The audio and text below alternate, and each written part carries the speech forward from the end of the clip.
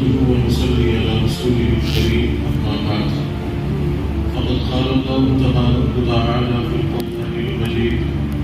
والفرقان الحميد فأعوذ بالله من الشيطان الرجيم بسم الله الرحمن الرحيم يا أيها النبي قل لأزواجك وبناتك ونساء المؤمنين يدنين عليهن من جلابيبهن صدق الله العظيم سبحان ربك رب العزة عما يصفون وسلام على المرسلين والحمد لله رب العالمين اللهم صل على سيدنا محمد وعلى آل سيدنا محمد وبارك وسلم. عزیزان گرامی قدر، واجب الاحترام بزرگوں اور میرے دینی اور ایمانی بھائیوں، السلام علیکم ورحمۃ اللہ وبرکاتہ.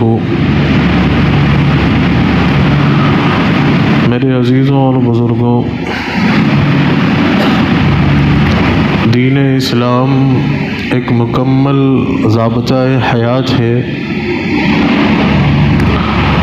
جس نے انسان کو زندگی کے ہر موڑ پر اور ہر معاملے پر مکمل رہبری فرمائی ہے. دین اسلام نے جہاں انسان کو زندگی گزارنے کے بہت سارے اصول اور ضوابط بتائے ہیں، وہیں ایک چیز پر بہت زور دیا گیا اور اس کی بہت اہمیت بتائی، اور وہ چیز ہے حیا. کہ اسلام کی تعلیمات میں، اسلام کے نظام میں اور اسلام کی تربیت میں بہت زیادہ دھیان دیا گیا اور زور دیا گیا حیا پر.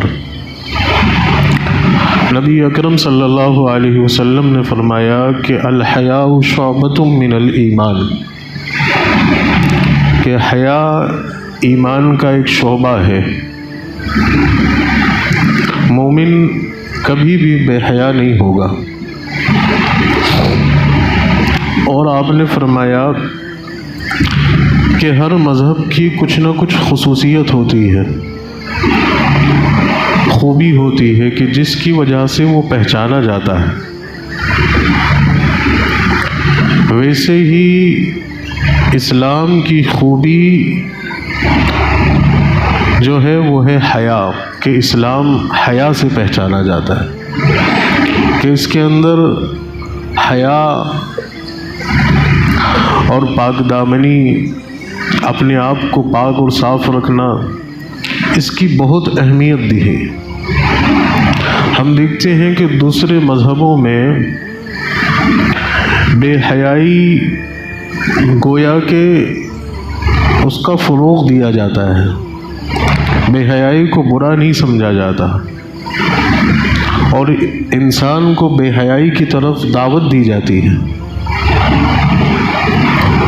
مرد اور عورت کا ایک ساتھ اکٹھے ہونا اور ایک ساتھ جمع ہونا اور جمع ہو کر عبادات کرنا، یہ ان کا مذہبی ریتی رواج ہوتا ہے. بس چنانچہ آپ دوسرے مذہبوں پر نظر ڈالیں کہ ان کے یہاں مرد اور عورت کو الگ کرنے کا کوئی مزاج نہیں ہے. ایک ہی عبادت خانے میں مرد بھی اور عورت بھی ایک ہی ساتھ لائن میں لگے ہوئے ہیں، آگے پیچھے دھکا مکی ہو رہی ہے، بے حیائی عام ہو رہی ہے. یعنی مرد اور عورت کا اختلاط، ایک ساتھ جمع ہونا، گویا کہ عبادت کا ایک طریقہ. لیکن اسلام نے مرد اور عورت کو ایک جگہ جمع ہونے سے منع فرمایا. آپ عیسائی مذہب کو دیکھیں، آپ یہودیت کو دیکھیں، آپ ہندوازم کو دیکھیں، سکھ ازم کو دیکھیں، جتنے بھی دنیا کے اندر مذہب ہیں، ان کے یہاں پر مرد اور عورت ایک ساتھ اکٹھا ہو کر جو ہے، جو بھی ان کی رسم و رواج ہے اس کے مطابق عبادت کرتے ہیں۔ لیکن اسلام کی تعلیمات میں اور اسلام کے نظام اور مزاج میں مرد اور عورت دونوں کو ایک جگہ جمع نہیں کیا گیا۔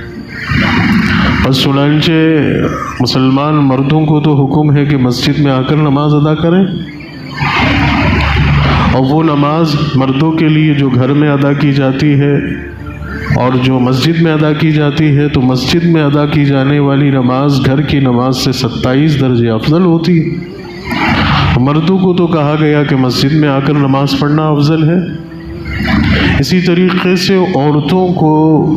شر اور فتنے سے بچانے کے لیے کہ کسی فتنے کا شکار نہیں ہو عورتیں، چونکہ ماحول اتنا ناخوشگوار ہے اور اتنا بے حیائی بھرا ہے کہ ایسے ماحول کے اندر عورت کا گھر میں نماز پڑھنا ہی بہتر ہے۔ اور علماء آگے لکھتے ہیں کہ کسی کھلی جگہ نماز پڑھنے سے بہتر ہے بند کمرے میں نماز پڑھنا، اور بند کمرے میں نماز پڑھنے سے بہتر ہے کہ کسی اس کمرے کی کوٹھڑی میں نماز پڑھنا۔ یہ عورت کے لیے تقوی کا معیار ہے۔ تو بس چنانچہ نماز جیسی عبادت کے لیے عورت کو جو ہے کہا کہ گھر میں پڑھی جائے، اس وجہ سے کہ عورت جب گھر سے نکلے گی اور بے حیائی عام ہوگی تو وہ پھر اپنے آپ کو نہیں بچا پائے گی، وہ خود بھی نہیں بچ پائے گی، اور اس کی وجہ سے دوسرے لوگ بھی بے حیائی کا شکار ہوں گے۔ تو تعلیم اسلام کی یہ ہے کہ عورت گھر میں رہے، بقدر ضرورت گھر سے باہر نکلے، اور گھر سے باہر اگر نکلتی بھی ہے تو شدید ضرورت پر نکلے، اور ایسی کنڈیشن میں وہ شرعی برقع اور حجاب کر کے گھر سے باہر نکلے، تاکہ اس کی زیب و زینت کو، اس کے حسن کو، اس کے جسم کی آرائش کو، اس کو کوئی دیکھ نہ پائے، اور وہ پوری طرح سے کورڈ رہے، اور وہ حجاب میں اور برقعے میں ڈھکی ہوئی رہے، تاکہ اس کی بھی عزت اور اس کی بھی عفت باقی رہے، اور جو لوگ اسے دیکھیں گے یا دیکھنے کی وجہ سے جن کے اندر برے خیالات آتے ہیں اور وہ گناہ کا ارادہ ان کے اندر پیدا ہوتا ہے، بد نظری ہوتی ہے، وہ اس سے محفوظ رہیں گے۔ تو بس چنانچہ عورت بھی محفوظ اور مرد بھی محفوظ، اور عورت کی سب سے بڑی چیز جو ہے کہ اس کی عزت محفوظ، اس کی عفت محفوظ، اور وہ باحیا، اور پورا معاشرہ بھی باحیا۔ تو اس لیے اسلام کی تعلیمات میں اور اسلام کے مزاج کے اندر حیا کو فروغ دیا گیا، اور عورت کو بھی باحیا رکھنے کے لیے اور پورے معاشرے کو حیادار بنانے کے لیے عورت سے برقع کروایا گیا، اس سے حجاب کروایا گیا، اس سے پردہ کروایا گیا۔ بس چنانچہ قرآن مجید میں مختلف مقامات پر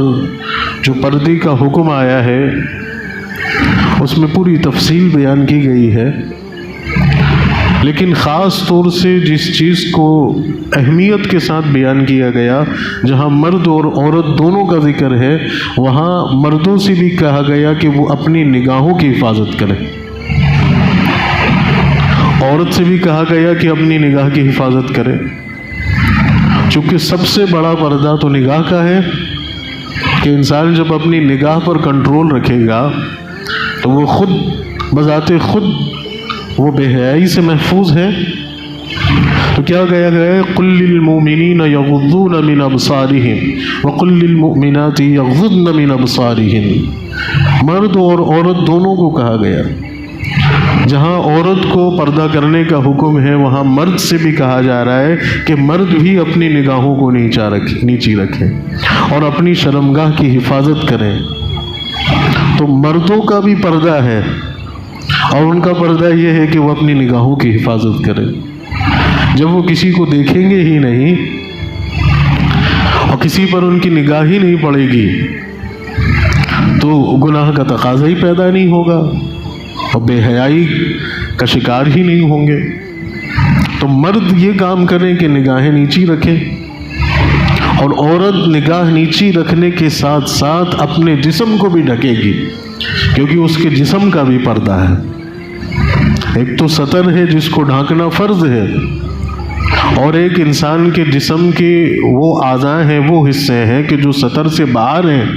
لیکن ان کو بھی غیر محرم مردوں سے ڈھانکنا فرض ہے عورت کے اوپر۔ اور آج کے ہمارے جمعہ کے بیان کا عنوان ہی یہ ہے کہ عورت کو کن مردوں سے پردہ کرنا فرض ہے۔ عورت کا جو سطر ہے اس کا پورا جسم ہے سوائے اس کے چہرے کے اور اس کے ہاتھ کی ہتھیلیوں کے، اور بعض علماء کے نزدیک اس کے پیر بھی اس کے سطر میں آتے ہیں، اور بعض نے اس کو باہر رکھا ہے، لیکن اس کا چہرہ اور اس کی دونوں ہاتھ کی ہتھیلیاں، صرف ہاتھ کی ہتھیلیاں، یہ نہیں کہ ہاف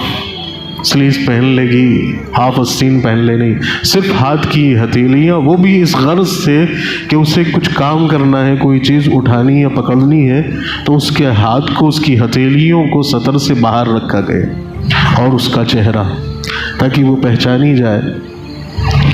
تو یہ دو چیزیں یا تین چیزیں جو ہیں سطر سے باہر ہیں، اور پورا جسم عورت کا سطر ہے۔ سر کے بال بالکل بھی نظر نہیں آنے چاہیے۔ سر کے بال اگر نظر آ رہے ہیں تو وہ گناہگار ہو رہی ہے۔ یہاں تک کہ لکھا ہے علماء نے کہ عورت جب کنگھی کرے اور کنگھی میں جب اس کے بال آ جائیں تو وہ اپنے بال کو بھی ایسی جگہ ڈالے کہ جہاں کسی غیر محرم مرد کی نظر نہ پڑے۔ اب سر کے بال جسم سے الگ ہو گئے، اس کے بعد بھی احتیاط کرنا ہے، کیونکہ زلفیں بھی حسن و جمال کا ایک ذریعہ ہے، خوبصورتی ظاہر ہوتی ہے اس سے۔ یہاں تک کہ لکھا ہے کہ عورت کا جو بیڈ روم ہے، اس کے بیڈ روم میں اس کے لحاف پر بھی کسی غیر محرم مرد کی نگاہ نہ پڑے، یعنی جو بستر ہے جس پہ سوتے ہیں اس پر بھی کسی غیر محرم مرد کی نگاہ نہ پڑے۔ کس قدر اسلام نے معاشرے کو اور خاندان کو اور انسانی سوسائٹی کو پاک اور صاف کرنے کی کتنی زبردست تدبیر بتائی ہے کہ اگر اس انداز پر پورے انسان آ جائے، معاشرہ آ جائے، تو بے حیائی اور زنا جیسی خباثت اور گناہ کبیرہ سے محفوظ رہ سکتے ہیں، بچا جا سکتا ہے۔ تو یہ تو وہ اعضاء ہوئے کہ جو سطر سے باہر ہیں، یہ صرف ان مردوں کے سامنا کھولنا جائز ہے کہ جو مرد کیا ہے، محرم ہے۔ دو اصطلاحات یاد رکھیے، ایک تو محرم اور ایک غیر محرم۔ محرم ان رشتوں کو کہا جاتا ہے کہ جن سے نکاح جائز نہیں، کسی بھی صورت میں نکاح جائز نہیں، اور غیر محرم وہ رشتے ہیں کہ جن سے نکاح جائز ہے۔ تو محرم مردوں کے سامنے ایک عورت جو ہے چہرہ کھول کر اور ہاتھ کی ہتھیلی کھول کر آ سکتی، لیکن غیر محرم مردوں کے سامنے چہرہ بھی نہیں کھولنا ہے اور ہاتھ کی ہتھیلیاں بھی نہیں کھلے گی۔ ایسا برقع یا ایسی چادر اپنے اوپر ڈالنی ہے کہ جس سے چہرہ بھی کورڈ رہے اور ہاتھ کی ہتھیلیاں بھی کورڈ رہیں۔ اب جو محرم مرد ہیں جن سے نکاح جائز نہیں ہے، ان میں باپ ہے، بھائی ہے، شوہر ہے، چونکہ نکاح ہو گیا وہ بھی محرم ہو گئے، اور بیٹا ہے، سگے چچا ہے نا، سگے ماموں ہیں، سگا بھانجا ہے، سگا بھتیجا ہے،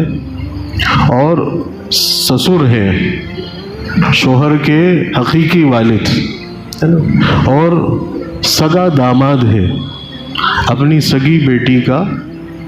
شوہر۔ اسی کے ساتھ ساتھ پوتا ہے، سگا پوتا، اور نواسا ہے، اور دیگر عورتیں یا وہ لاشعور بچے کہ جن کو ابھی اتنا شعور نہیں ہے کہ جو مرد اور عورت کے درمیان فرق نہیں سمجھتے، ابھی چھوٹی کم سنی کی عمر میں ہے اور بلاغت تک بھی نہیں پہنچے، تو ایسے چھوٹے اور معصوم بچوں کے سامنے عورت چہرے کو کھول کر اور ہاتھ کی ہتھیلی کو کھول کر آ سکتی ہے. سمجھے آپ؟ یہ محرم مردوں کی فہرست. باپ، بھائی سگا بھائی، کزنس نہیں، اس کی ذرا سے تھوڑی سی اس کو اچھے سے سمجھ لیجئے. کزنس نہیں، خالہ زاد، ماموں زاد، پھوپھی زاد، یہ یہیں سے گڑبڑی شروع ہوتی. سگا بھائی اور شوہر، بیٹا، سگے چچا، خاندان کے چچا نہیں، رشتوں کے چچا نہیں، سگے ماموں، ٹھیک. اور اسی طریقے سے سگا بھانجا، سگا بھتیجا، اور سسر، داماد، پوتا، نواسا، اور دوسری عورتیں،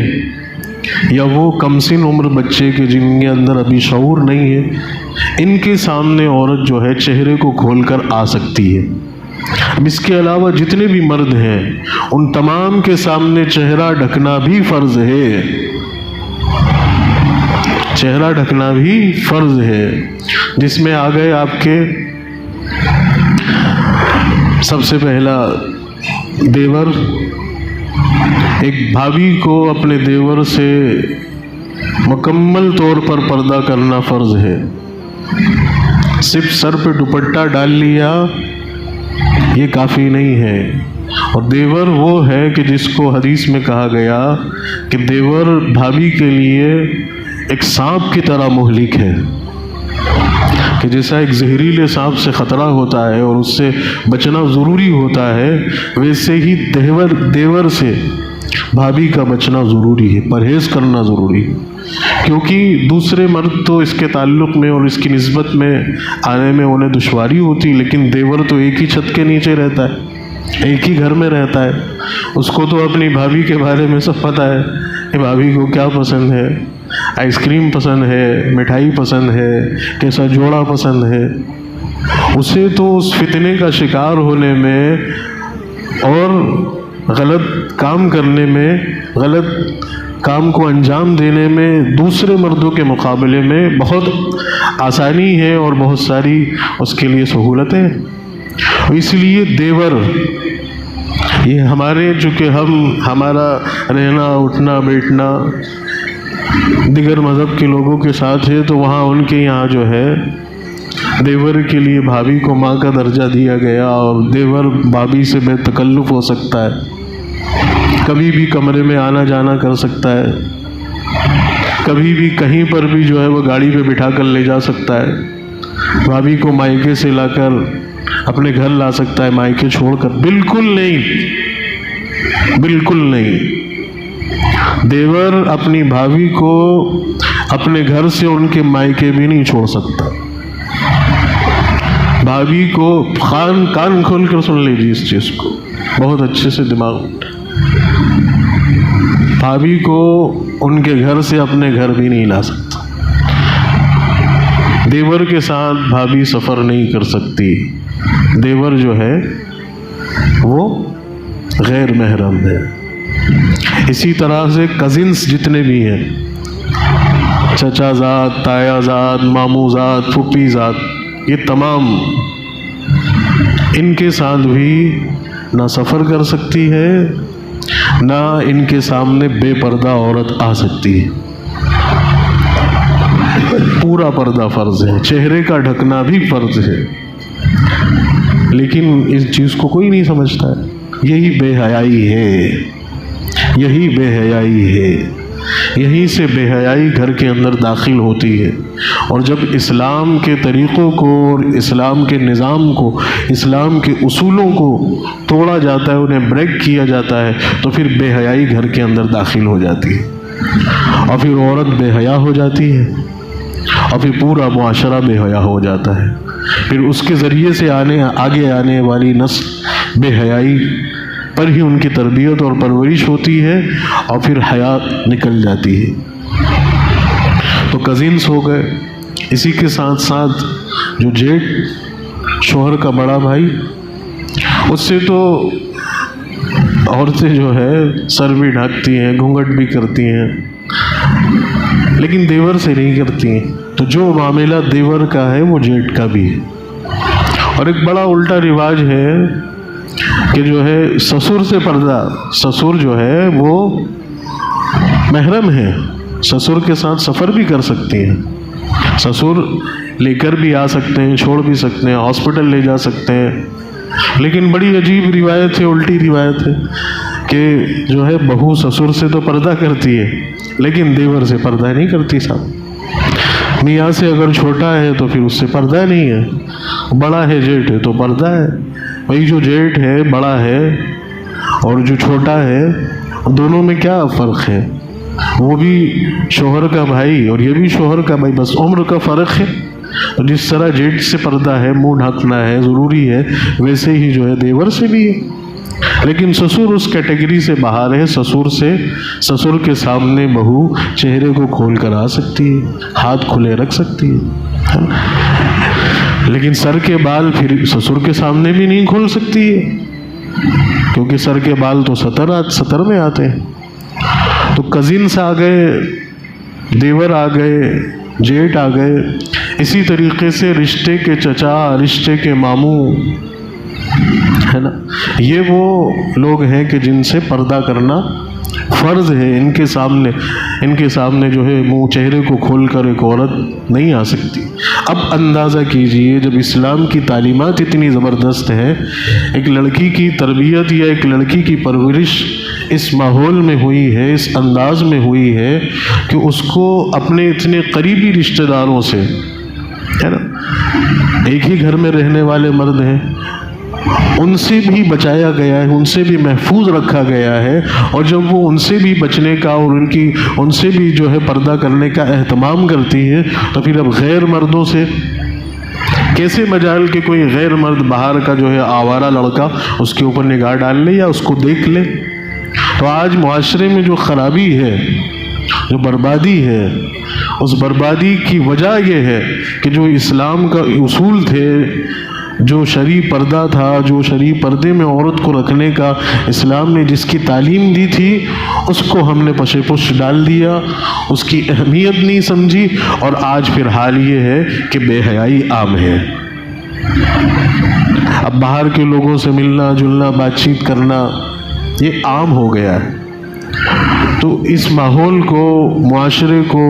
مسلم بچیوں کو، مسلم خواتین کو اس بے حیائی سے بچانے کے لیے، اور بے حیائی اب جو ہے ارتداد کے دہانے پہ کہ اب لڑکیاں جو ہے اپنے مذہب کو چھوڑ کر غیر مذہب میں داخل ہو رہی ہیں، اس سے بچانے کے لیے جو اس کا جو واحد ذریعہ، واحد حل ہے، وہ اسلام کا یہ شرعی نظام ہے، یہ پردہ ہے، یہ برقع ہے۔ اس کا اہتمام کرنا سب کے لیے ضروری ہے۔ یہ مسجد کے امام کے لیے نہیں ہے کہ مسجد کے امام صاحب اس بات کی رعایت کریں یا اس بات کا خیال کریں، یہ آپ سب کے لیے ہے۔ ایک حاجی صاحب کے لیے بھی ہے، ایک جو ہے ایک سیٹ صاحب کے لیے بھی ہے، ایک ٹھیکیدار صاحب کے لیے بھی، ایک ڈاکٹر صاحب کے لیے بھی ہے، ایک انجینئر صاحب کے لیے بھی ہے، ایک پروفیسر صاحب کے لیے بھی ہے، تمام امت کے تمام طبقے کے لیے۔ یہ ایسا نہیں ہے کہ بس جو مولوی ہے وہ پردہ کروائے، ہم کائے کو کروائے، یہ تو مولویوں کی ذمہ داری ہے۔ مولویوں کی عورتیں اور مولویوں کی بچیاں، ہے نا، اور مولویوں کے گھرانے کی خواتین برقع اور پردہ کریں، اور اگر وہ بغیر برقعے کے اور بے پردے کہیں دکھ گئی تو پھر اس کے تقوی پہ انگلی اٹھ گئی کہ صاحب یہ تو امامت کے لائق ہی نہیں ہے، اور آپ آزاد ہیں، آپ کے پاس سرٹیفکیٹ ہے قیامت کے دن اس چیز سے بری ہونے کا کہ اللہ تعالیٰ نے آپ کے گھر کی خواتین کو آزاد کر رکھا ہے کہ ان کے لیے پردہ نہیں ہے، ان کے لیے حجاب نہیں ہے، ان کے لیے شریعت نہیں ہے۔ مولویوں کا نیا الگ دین ہے، اور پروفیشنلز کا الگ دین ہے، اور سیٹ صاحب کا الگ دین ہے، انجینئر صاحب کا الگ دین ہے، اور سیٹ صاحب کی 4 پیسے جیب میں آ گئے، مالدار بن گئے، اللہ نے دولت سے نواز دیا، اب ان کی بچی جو ہے، اللہ مجھ سے کوئی سخت لفظ نہیں نکلوائے، لیکن معاشرے کو تباہی کی طرف لے جانے کے لیے جو رول پلے کرتا ہے وہ دولت مند طبقہ کرتا ہے۔ غریب اور ایک مڈل کلاس تو بیچارہ اپنی عزت کو بچاتا ہے، وہ تو ڈرتا ہے اس چیز سے کہ اگر میری بچی بے آبرو ہو گئی تو میں اپنی اس بچی کی عفت کے اوپر جو داغ لگا ہے اس داغ کو صاف کرنے کے لیے میرے پاس نوٹ کی گڈی بھی نہیں ہے،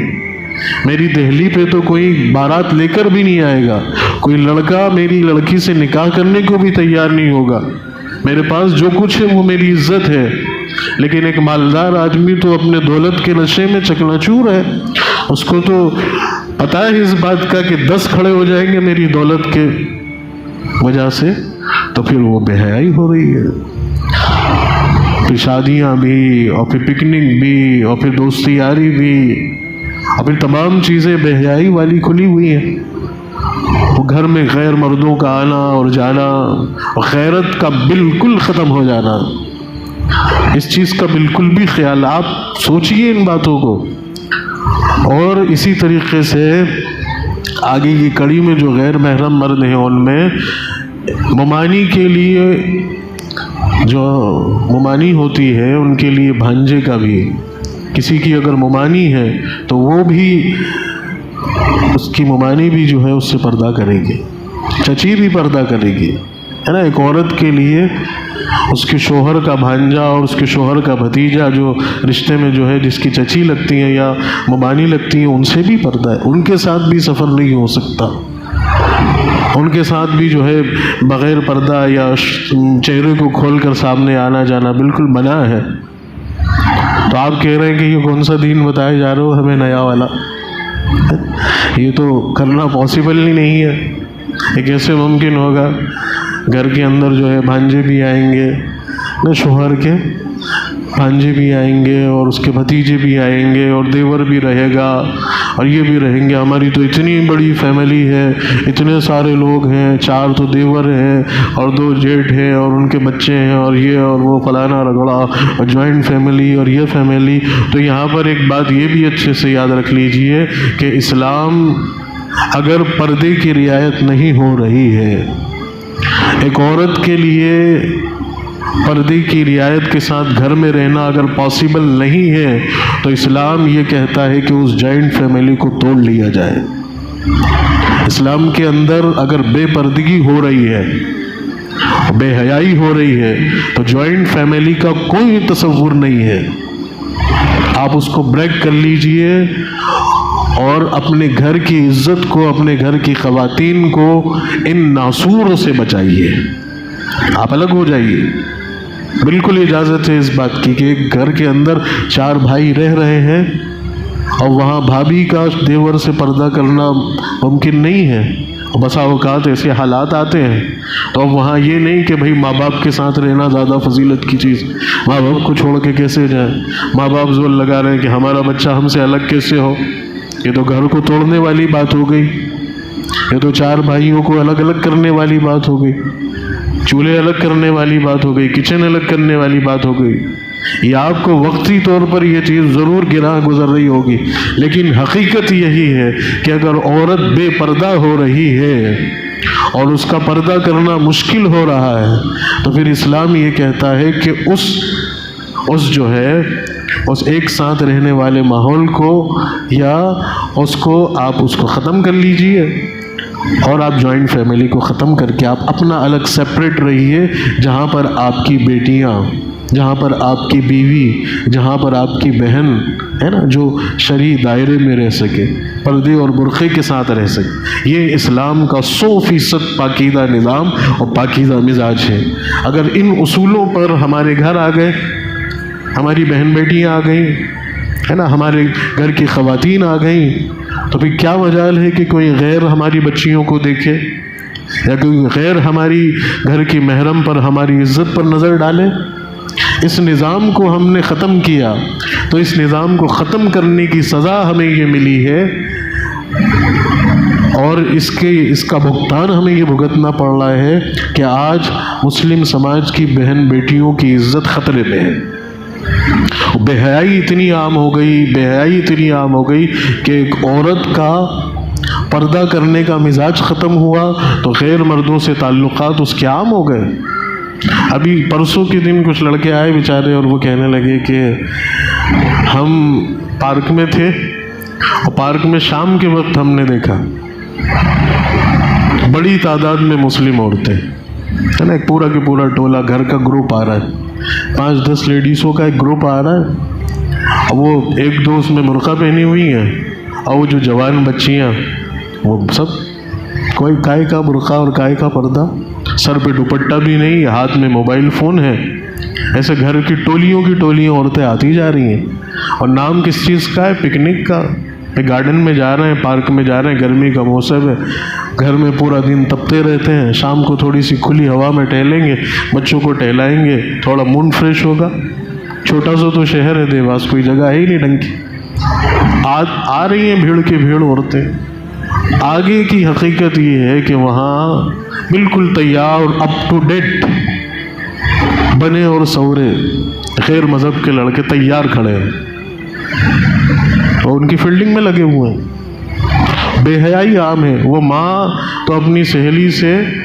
وہ تو بات کرنے میں مشغول ہے، کیونکہ اس کو تو اب اس کے گھر کا رونا، اس کو اس کے گھر کا رونا، اور بچیاں ادھر ٹہل رہی ہیں، وہ ان کی بات نہیں مصروف ہے، ہاتھ میں فون ہے، اور وہاں سے پورے کنیکشن جوڑ رہے ہیں اور وہاں سے ساری چیزیں ہو رہی ہیں۔ رونا رو رہے تھے وہ۔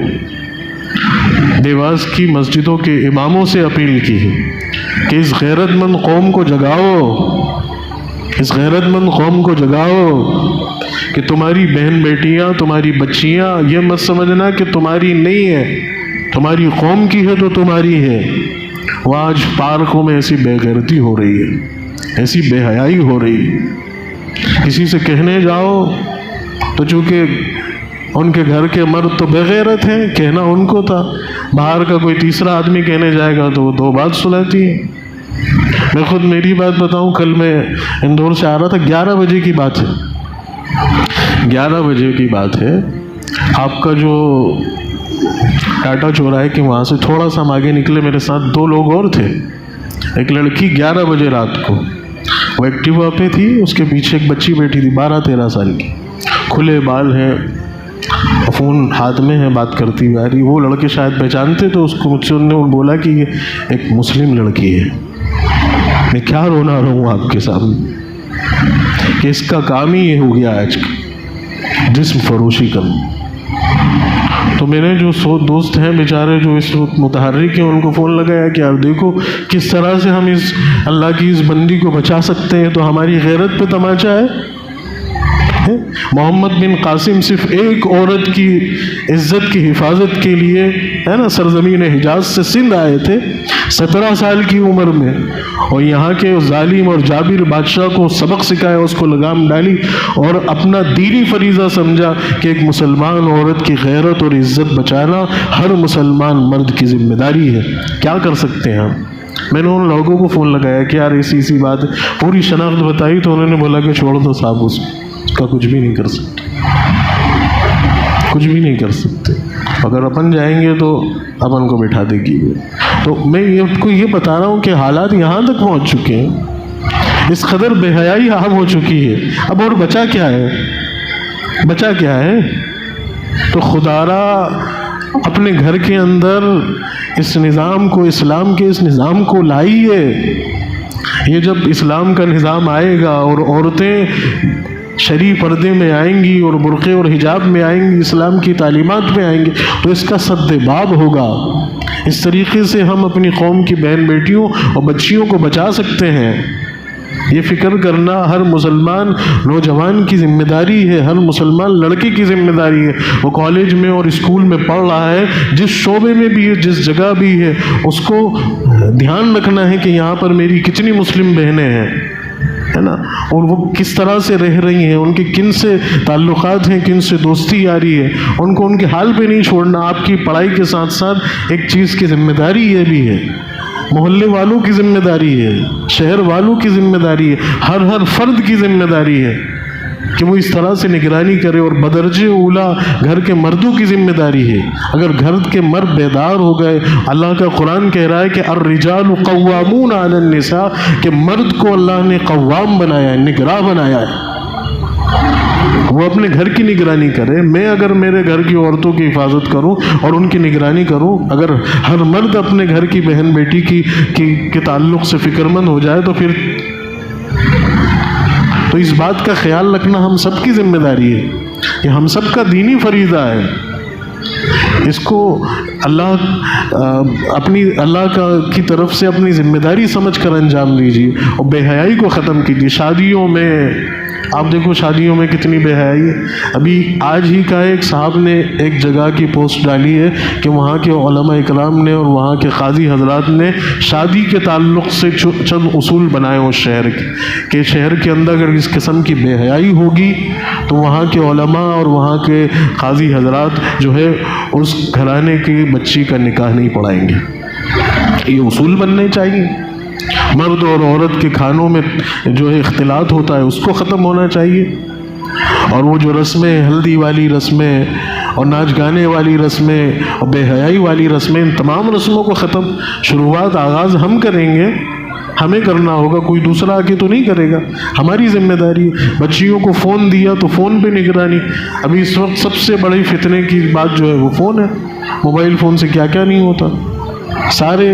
گناہ کے دروازے وہیں سے کھل رہے۔ بچی کو بقدر ضرورت فون دیجیے، اگر شدید ضرورت ہے تو فون دیجیے، اور فون دے بھی دیا ہے تو اس کی نگرانی کیجیے۔ آپ کا حق ہے کہ آپ آدھی رات کو بیٹی سے فون لے کے اس کو چیک کریں، آپ کی ذمہ داری، بھائی کی ذمہ داری کہ وہ اپنی بہن کے فون پہ نگاہ رکھے، باپ کی ذمہ داری کہ وہ اپنی بیٹی کے فون پہ نگاہ رکھے۔ بقدر ضرورت اگر دیا بھی ہے تو اس کی نگرانی کریں، اس کا جائزہ لیتے رہیں۔ ان اصولوں پر اگر کام کریں گے انشاءاللہ تو یہ جو فتنہ ہے یا جس آزمائش میں اس وقت مسلم خواتین ہیں اور بہن بیٹیاں ہیں، اللہ تعالیٰ کی طرف سے حفاظت کے امکانات ہوں گے، اور اگر ہم بیدار ہوں گے تو اللہ کی مدد ضرور آئے گی، اور اگر ہم سوئے رہے تو پھر ہمیں بچانے کوئی نہیں آئے گا۔ اللہ تعالیٰ ہم سب کی حفاظت فرمائے۔ وآخر دعوانا ان الحمد للہ رب العالمین۔